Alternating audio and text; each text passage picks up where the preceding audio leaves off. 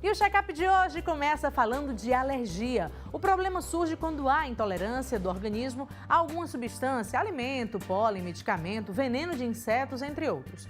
O contato pode causar em minutos reações violentas no corpo, como o edema de glote e o choque anafilático. Também pode provocar vômitos e diarreias, convulsões e até levar à morte se a pessoa não receber o socorro adequado. Leite, camarão e ovos são os alimentos que mais causam alergia no Brasil. E há alguns anos, o país iniciou o tratamento de dessensibilização desses alimentos. O tratamento consiste em oferecer pequenas porções do alimento na presença de um alergista, até que o problema seja controlado. Em Fortaleza, o primeiro caso a ser tratado com dessensibilização foi o de uma menina de 6 anos, alérgica a leite, cerca de 5 anos atrás. O resultado foi um sucesso, mas muitas pessoas ainda desconhecem esse tratamento. Vamos saber então mais detalhes agora no Consultando Seu Médico.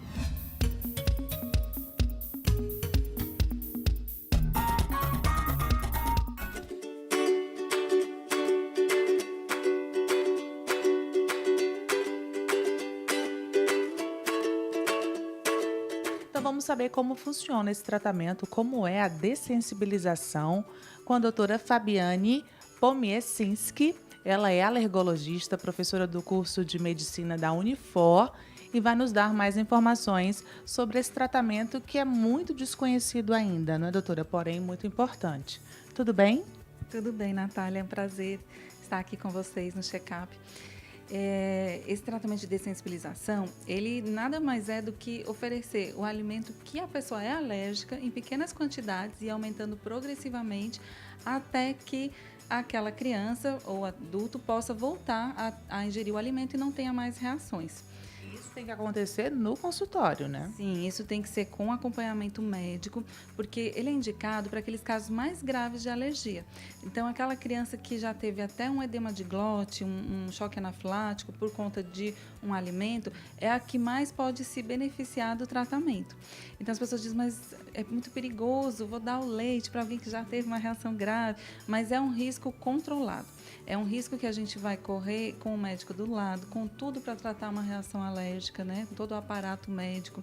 E isso já tem alguns anos que vem acontecendo esse tratamento de dessensibilização com sucesso. Começou em São Paulo. Começou em São Paulo em 2009. A gente tinha uma paciente, não era criança, era adulta. Ela tinha uma alergia a ovo muito grave, a ponto de ela estar passando na rua e estarem fritando o ovo na calçada e ela teve um edema de glote. Então, mesmo evitando o ovo, ela estava correndo risco de vida, né, de risco de morte. Então, a gente precisava fazer alguma coisa. E aí foi o primeiro caso que foi feito aqui no Brasil e deu certo. E aí, desde então, tem sido feito em alguns centros do Brasil com alergologista acompanhando sempre, né?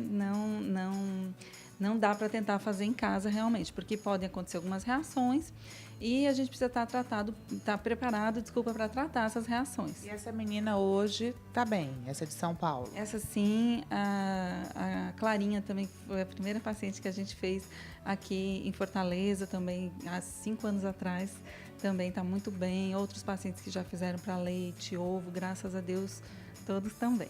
Eu lembro que eu cheguei uma vez aqui e falei para a doutora que eu estava com alergia a caranguejo, né? Mas que eu ia provar.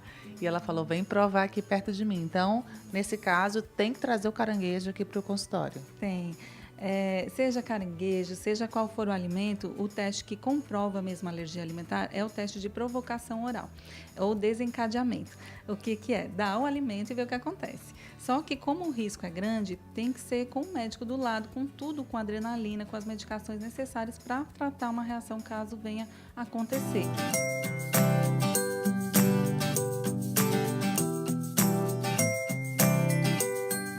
Então, um tratamento de quanto tempo?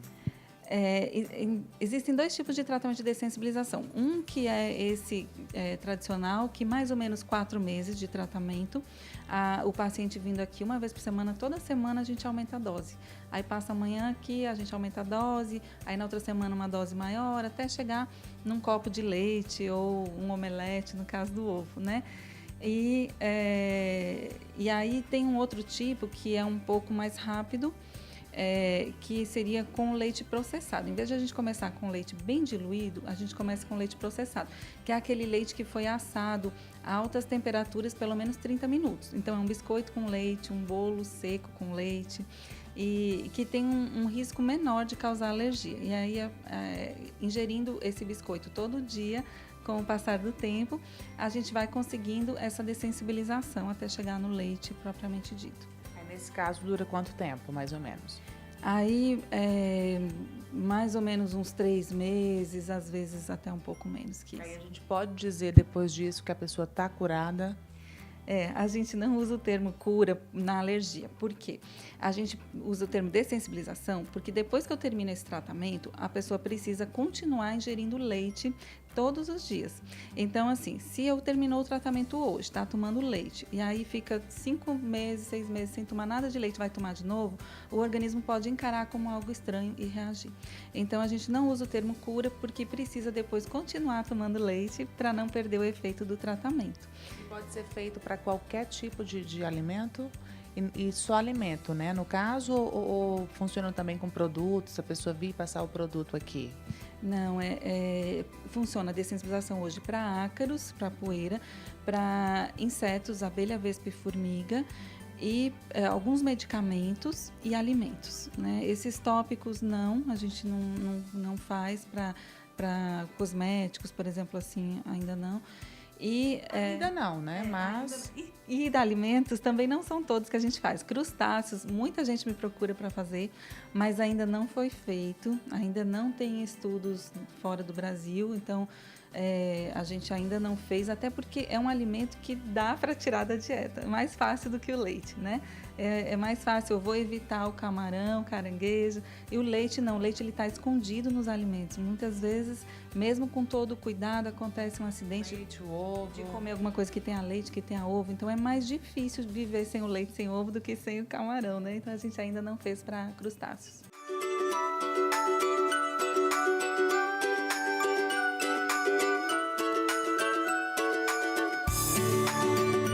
Doutora, e há uma diferença entre o leite e a intolerância à lactose?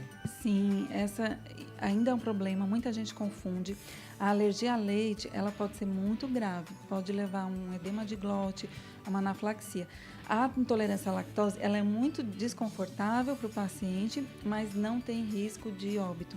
Então, a intolerância à lactose, o que acontece? O paciente tem empachamento, dor abdominal, gases, diarreia, vômitos, mais sintomas gástricos e intestinais.